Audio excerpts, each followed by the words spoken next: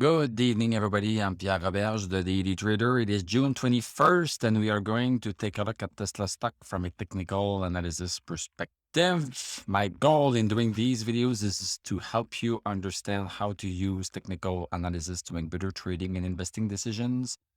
But I'm not a financial advisor, so please do your own research and make your own decisions. Tesla having a great day today. So we are up $60.83. That's 9.35%, closed at 711.11. And let's look at what we have here on the chart. So yes, I'm repeating myself all the time. Downward channel. And we have a double resistance. Sometimes we stop at the first one. Sometimes we go to the second one, like January 13th. And then we come back. This is what we are trying to see here. So right now we broke the first resistance. So that's something. It's not nothing, it's something. We still have to break the second one to really be outside of this downward channel. And as I mentioned, 1966 is a big support right here. Let me draw set big support right here. So we need to break this. We had a nice move today that went not right up to that resistance here, but quite close to it. Quite close to it. Let's go see the 1 hour chart. So on the 1 hour chart, as you can see, the first hour of the day, nice green candle, second green candle also. And we stopped at the first hour, we stopped at the 706, which was the previous resistance that the stock had encountered and could not break. We broke it today, went as high as 730, so quite high. And then we are dropping a little bit towards the end of the day.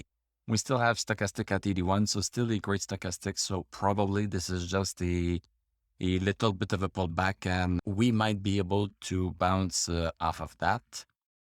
And all of the indicators are indicating that, yes, indeed, this move was a great move. Yeah, so let's see what's happening tomorrow with the second resistance. Always interesting. So on the daily chart, we are at 52. We are at 52 stochastic. So we are not yet ready on the daily chart to really break out for good, because we need stochastic over 60. And we also need to break the major resistance that we have here. Once we have these two things, then the probability that the movement lasts is bigger.